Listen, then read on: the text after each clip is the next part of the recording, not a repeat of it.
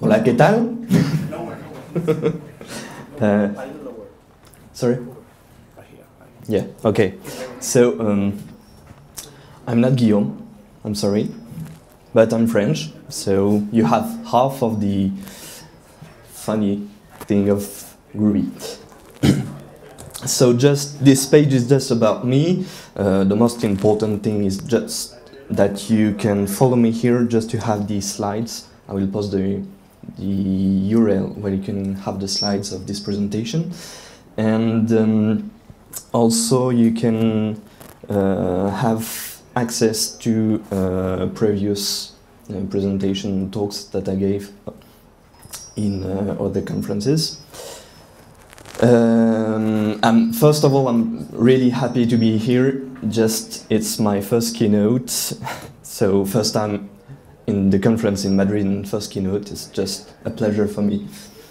So thank you for inviting me to do this keynote. But just before we start, we have a little surprise for you. So the first surprise, indeed, is the figures of the number of downloads of Groovy. So this is the news. Today for the conference you have Groovy 2.1 released officially.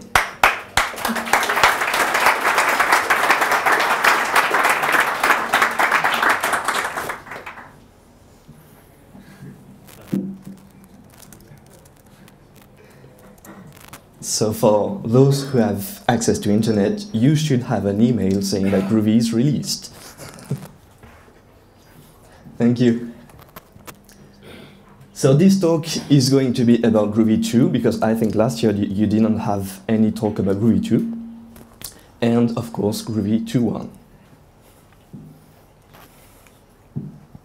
So, first, Groovy 2. How many people in the room already use Groovy 2? Not so much, okay. You know about anything in Groovy 2, novelties? Yes, no? Okay. So the first big change in Groovy 2 is that we have modules. The previous versions of Groovy were very heavy, you know. You had to download a jar where you have support for swing, support for XML, support for a lot of stuff, but people don't use every feature of Groovy. So we had a lot of requests to have a smaller core and modules that you can add just to add support for, I think I'm just going to try to speak without the mic, because it's just horrible. Can you hear me? Okay. So, we have now modules that you can activate just to add support for several features of Groovy. So this is a little picture of the Groovy modules that you can find. So we have the Groovy core, and you have several modules that come on top of Groovy core that were the previous features that were all built into Groovy core and now are separated into several modules. Try again? Yeah. Okay. Is it better? Right. Thank you.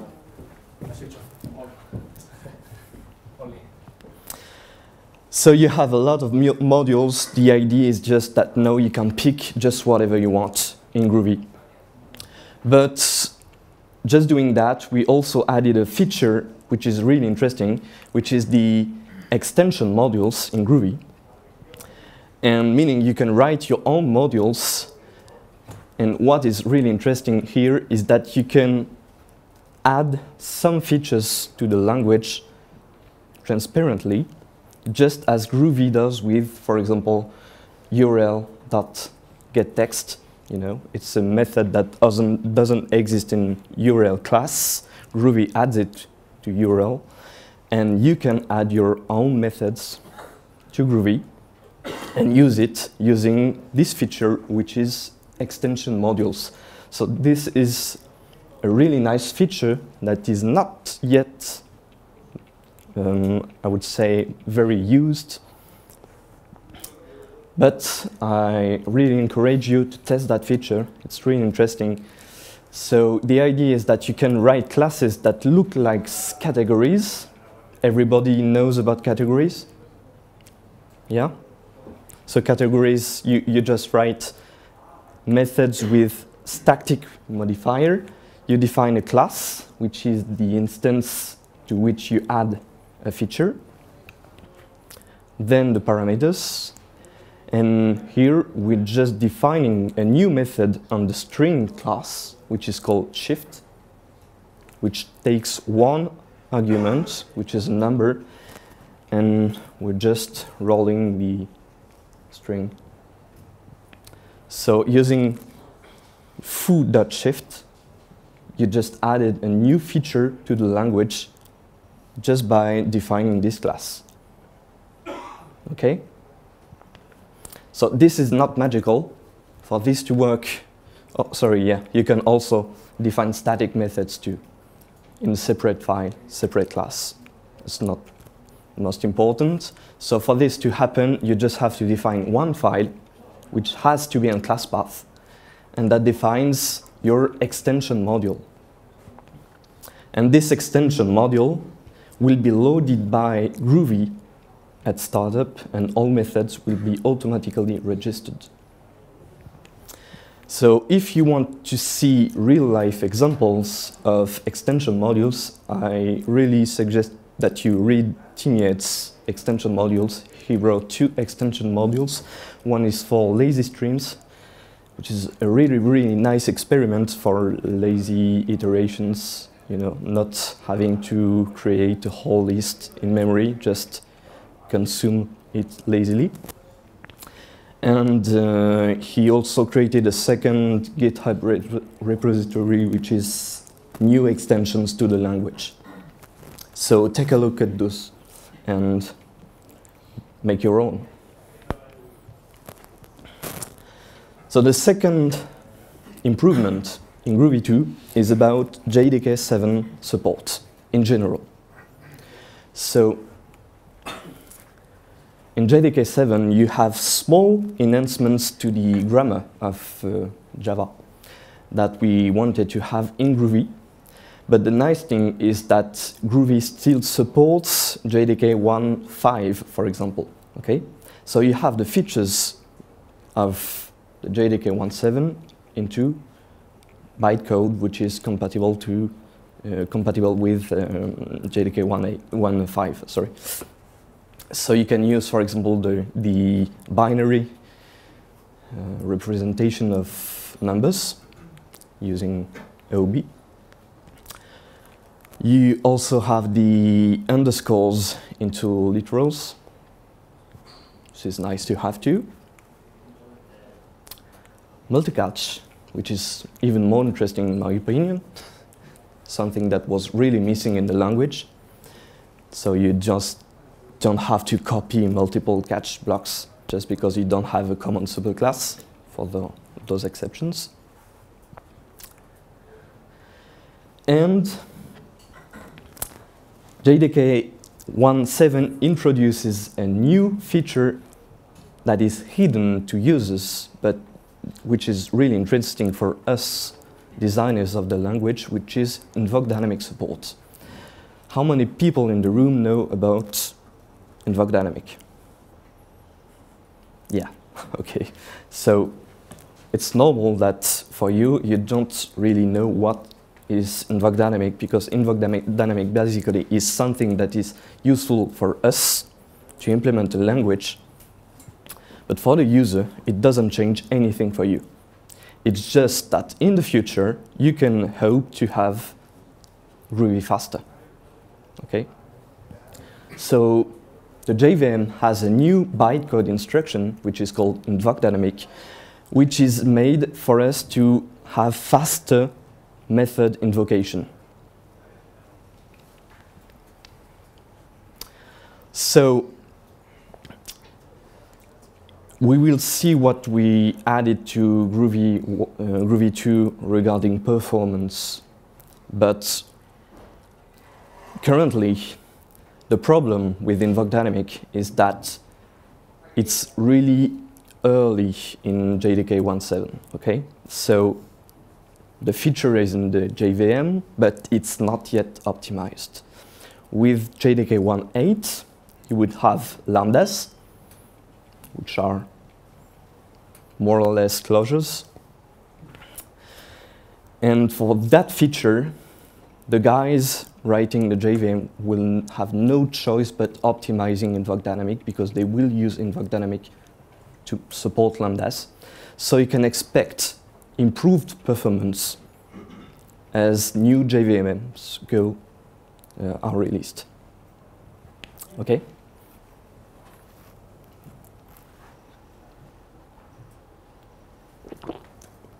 The second point, which is interesting for us, is that before InvokeDynamic, to have performance in Groovy, we had to write a lot of code which is not useful, which is called call-side caching, which is just awful code to debug, just to make things faster. And this is the code that makes bytecode of Groovy unreadable. You know, if you try to read the bytecode generated by Groovy, you see all those call-side thing. You don't find the bytecode which is running your code easily. So this is because we had to do that for performance. With InvokeDynamic, we will be able to remove that.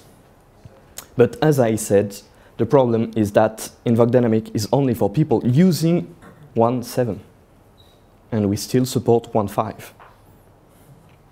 So you can use InvokeDynamic support if you want to, if you can, because not every people can run 1.7 in production today. You can try it. Okay, so now I'm going to speak about static type checking. Static type checking is one of the features that were added to Groovy 2 and that really made us think that it was worth renaming Groovy 1.9 to Groovy 2. And what is static type checking? We have a language before Groovy 2 which is dynamic language. Okay? And Groovy was designed as a dynamic language and designed as a scripting language. And a lot of people use Groovy as a Java scripting language, in fact. And when you start using Groovy as a Java scripting language, you get used to the language.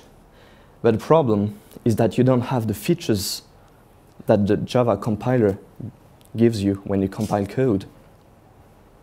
Okay? For example, if you have typos in code, or if you use wrong types, the Groovy compiler will not complain because there are chances that at runtime it works, because it's a dynamic language. So this is something that lots of people coming from the Java world, from static languages, don't understand about Groovy. So for those people, we wanted to introduce a new mode in Groovy that is optional, which is very important. Some people thought that we were changing the semantics of the language. We're not. We're just adding an annotation that you can add to your code, and that activates static type checking optionally.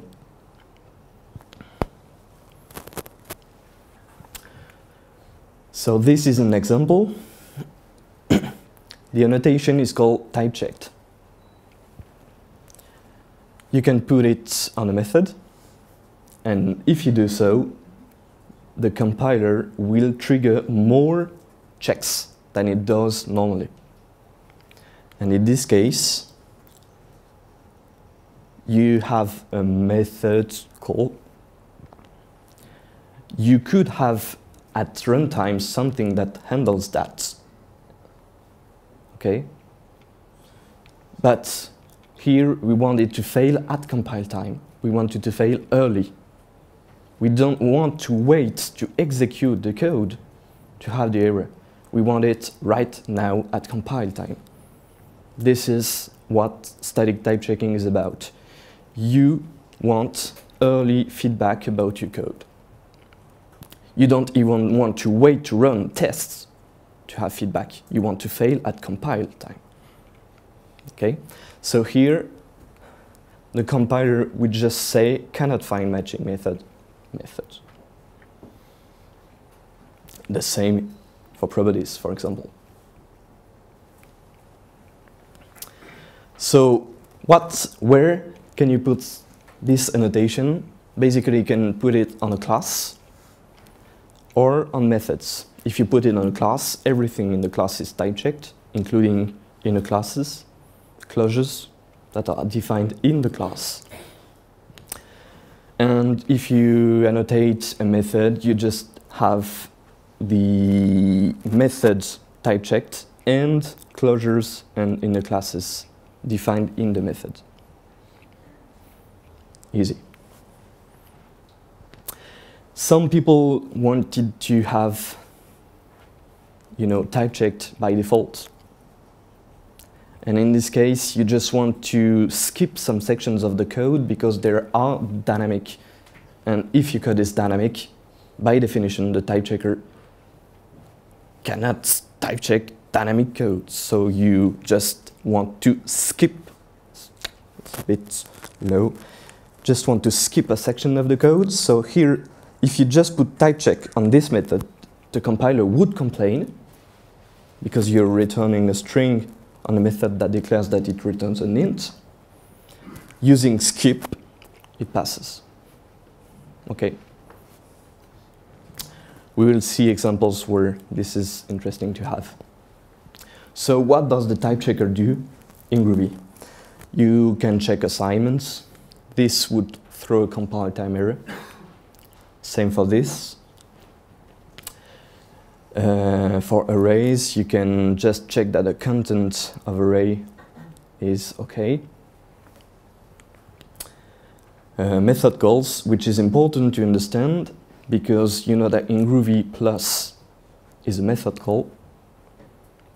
So if you use plus, we just check that the left-hand side has a method plus that accepts the right-hand side type. Okay? So plus equals, it's just plus, and you assign it back to the sorry.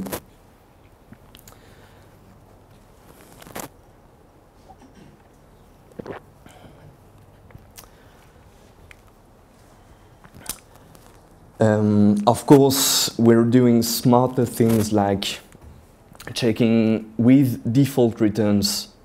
You don't have to, in Groovy, you don't have to put the return keyword, okay?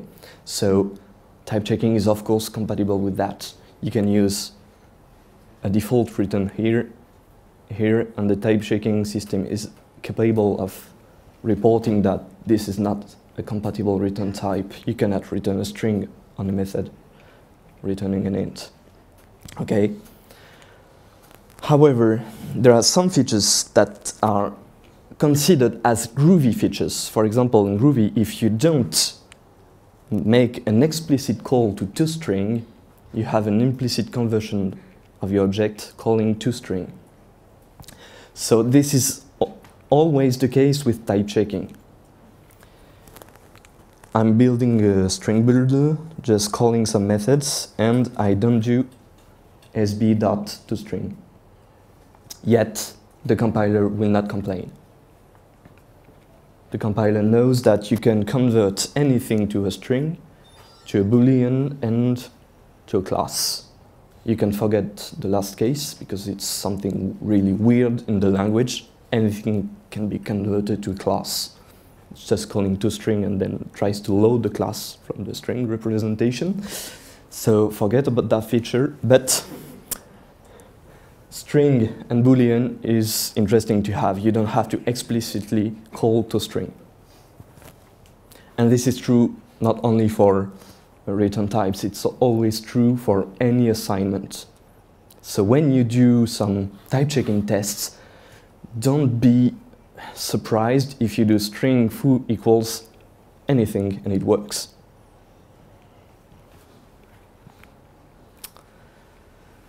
Type inference. So we have type inference, meaning that if you don't declare the type, the compiler knows that it's a string. And it's capable of using that information into a JString too. This is type inference. You declare something and the compiler will try to determine the type for you. So it's not because you have type checking that you have to put types everywhere, especially for local variables. For methods, parameters, I would say declare the types in the method, but not inside the method body, because the type checker is not smart enough to infer the types. Of course, every method and extension method that Groovy has is compatible with the type checker. So url.getText, name.trim. Those are methods that are added by Groovy, and you don't have to lose that feature because you use type checking. We don't want to make Groovy Java. We want to make Java Groovy.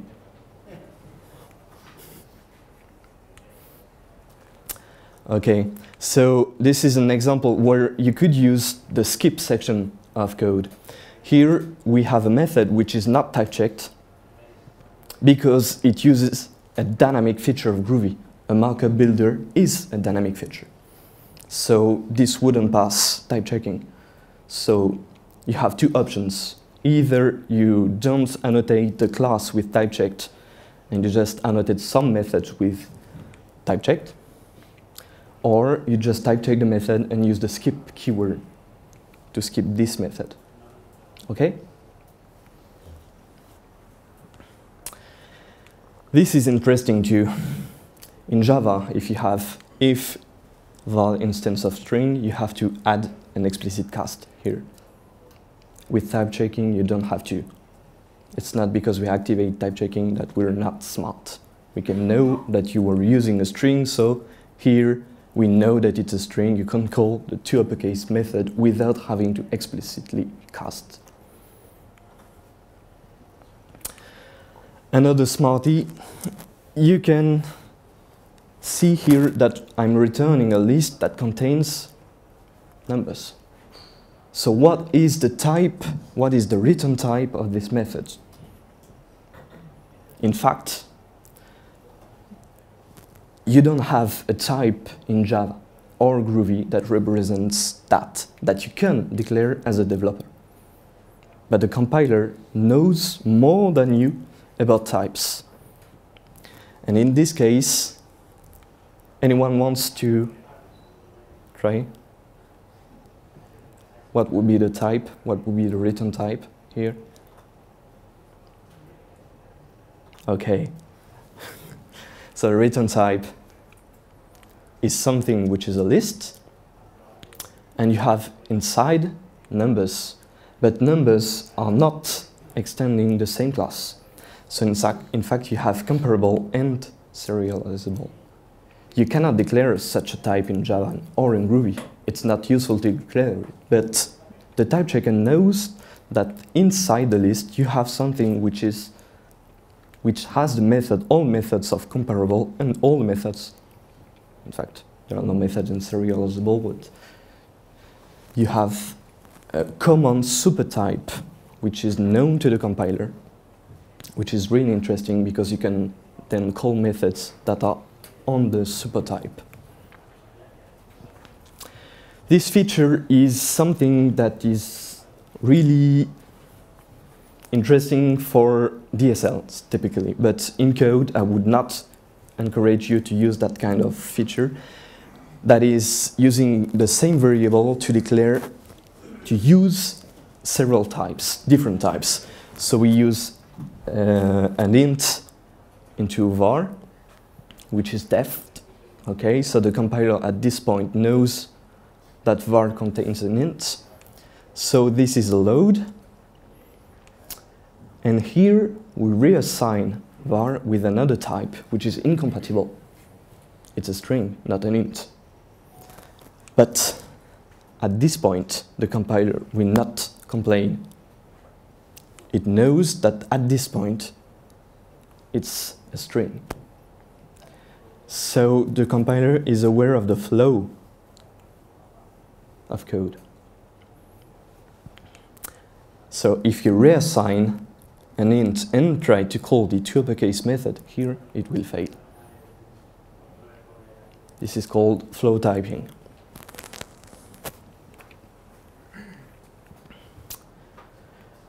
I'm going to skip that section. Okay, we starting to have a lot of bug reports about this because people just remove string here and they're saying the type checker is complaining that it doesn't know that the toUpperCase method exists. Okay, you just use collect it.toUpperCase. In fact, the type checker doesn't have enough type information to know that it here would be a string if you don't explicitly tell it it's a string. So this is something that we're going to improve in future versions of Groovy, probably in Groovy 2.2. But for now, in closures, you have to declare the types of the arguments, or the type checker will complain.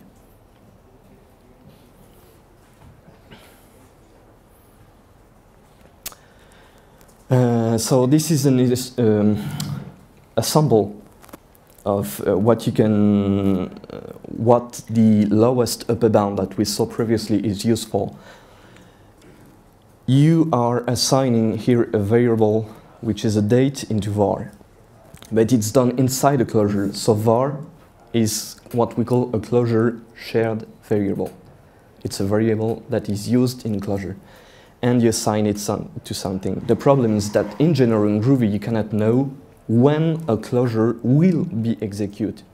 You can use it to have async calls, you can do whatever you want. So in general, statically, you cannot know when this assignment will get executed.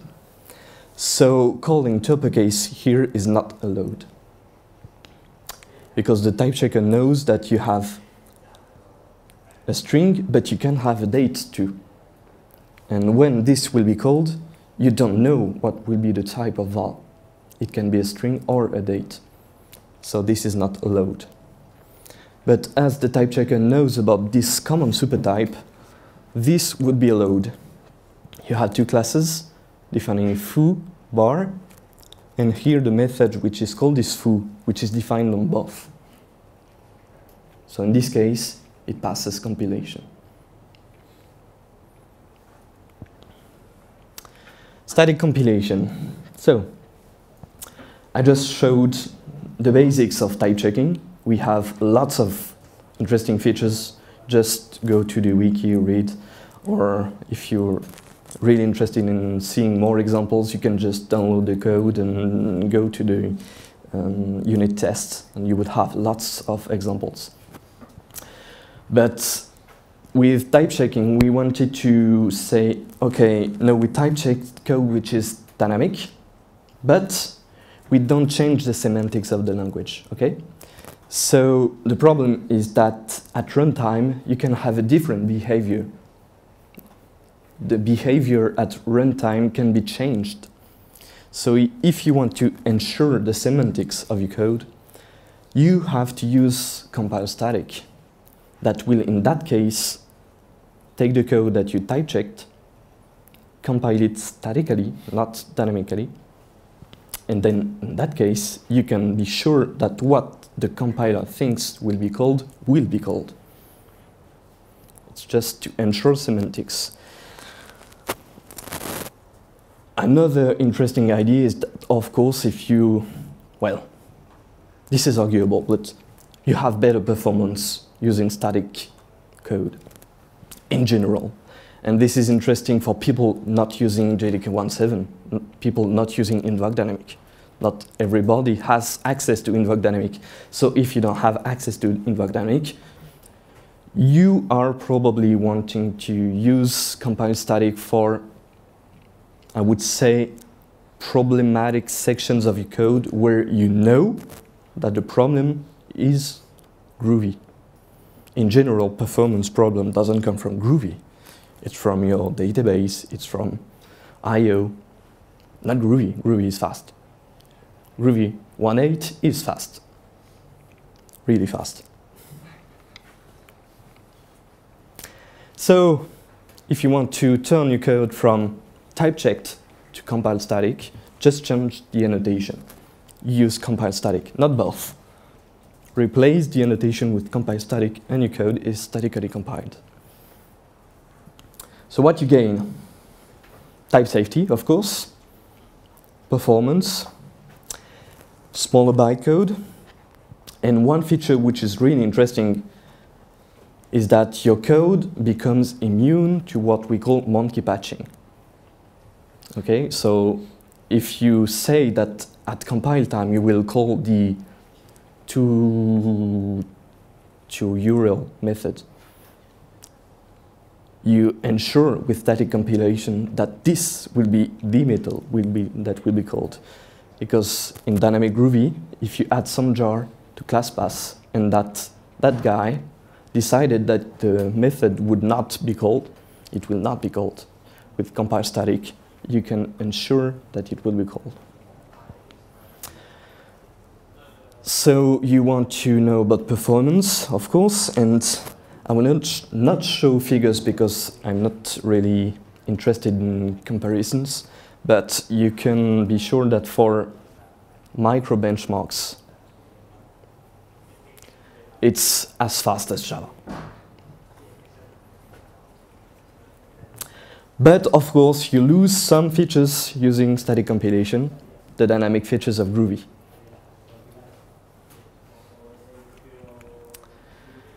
Okay, I have 10 minutes left to talk about Groovy 2.1.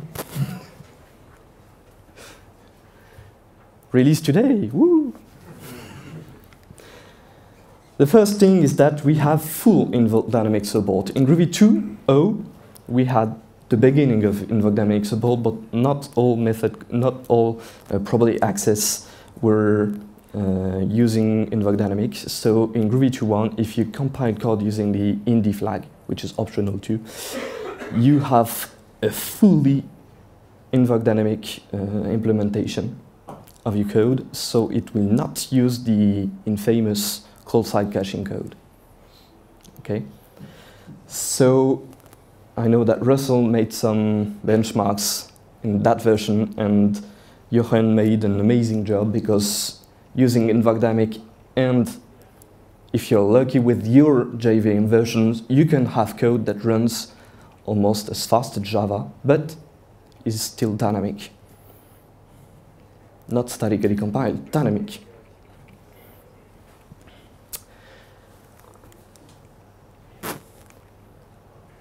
Second feature is a feature which was asked by some people designing DSLs for Groovy, that use Groovy, and especially this one is from Grado and Peter Niederwiese.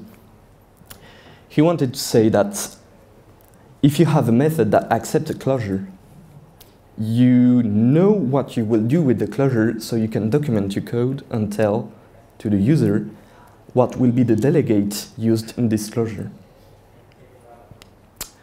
So the delegates too is an annotation which is useful for documentation. It doesn't change the way code is executed. It just allows you to document your code, and hopefully in the near future IDEs will support it too, so you will have completion of your code into closures thanks to this annotation, because the IDE will be able to know what is the delegate type of your closure. So an example, you define a class that has a foo method, and you define a method which is called with, that takes an object and a closure.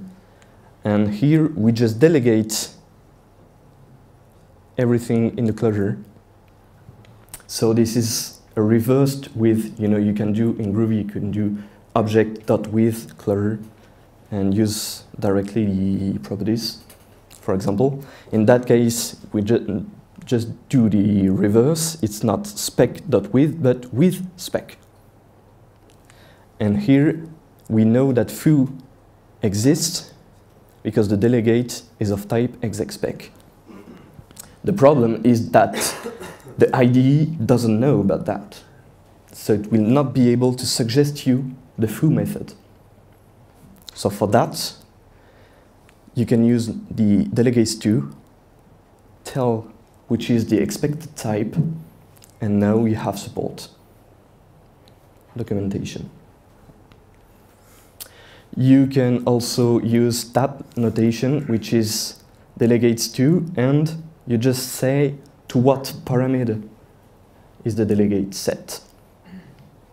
And this is especially interesting with static type checking, because we have flow typing and this. And using that, the type checker and the static compiler will be able to statically compile your code.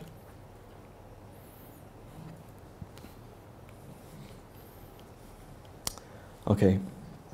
I will talk about that a lot more tomorrow for my DSL talk, type checking DSL talk. So if you want to hear about that feature, you can go to that session.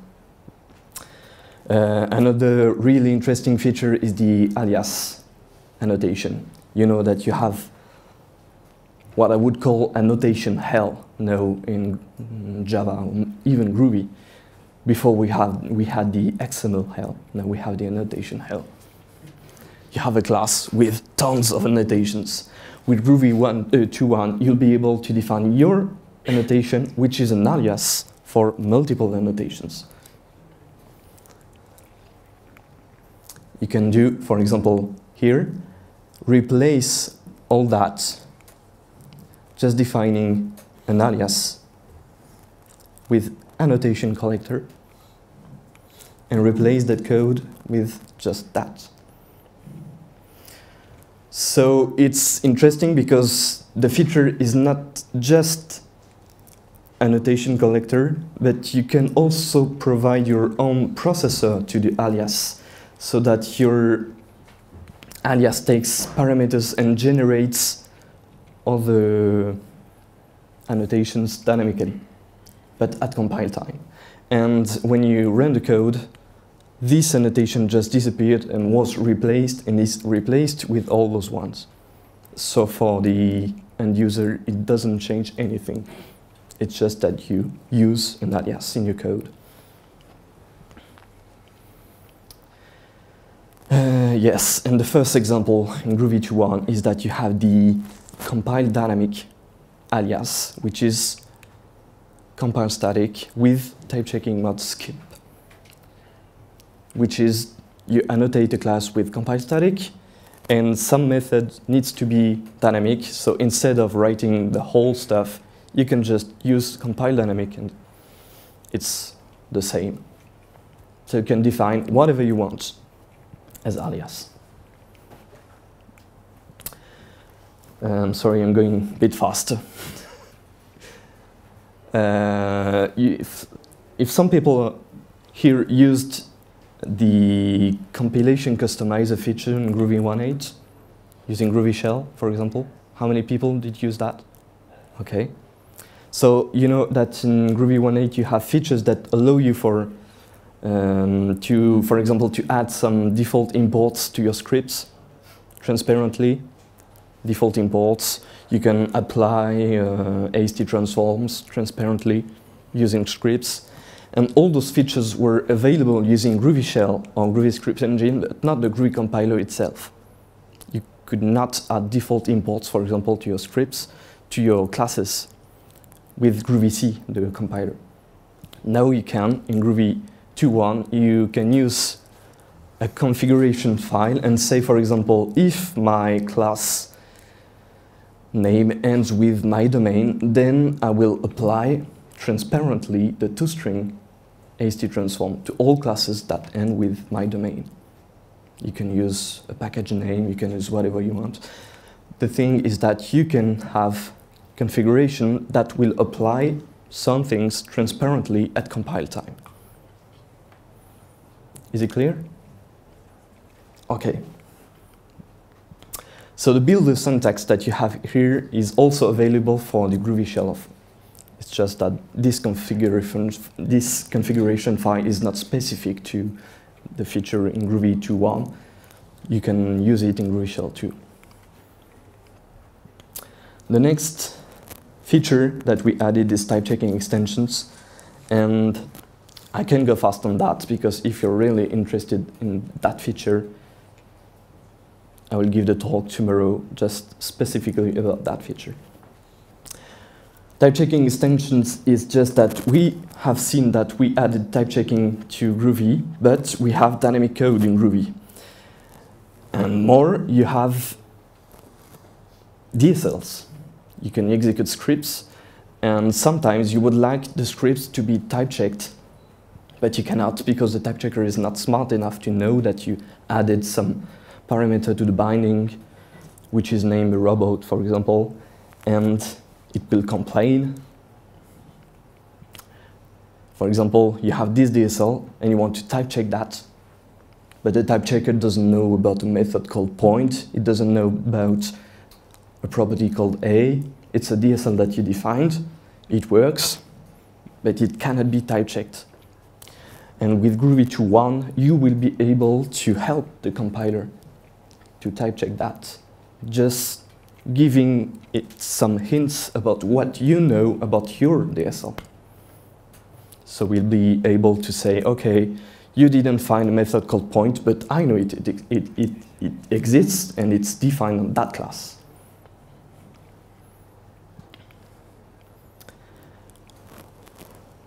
Okay, I'm just going to skip that. So you have 1 minute for questions. No questions? Yeah. So you mentioned the module extensions. Yeah. How do they deal with name clashes? So if I have two libraries on my class path that add a method with the same signature, yeah. what happens then? Is it silently ignored, or do we get a compilation? No, you don't have any compilation error. You just it depends on the class path. So which one will get a flag? Yeah. First? And this, I think we have an issue where we want to improve that, at least to be able to choose what to do in that situation, if you want to throw an error or if you want to go on silently.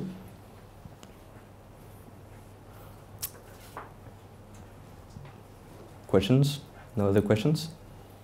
Okay, so thank you and enjoy the rest of the conference.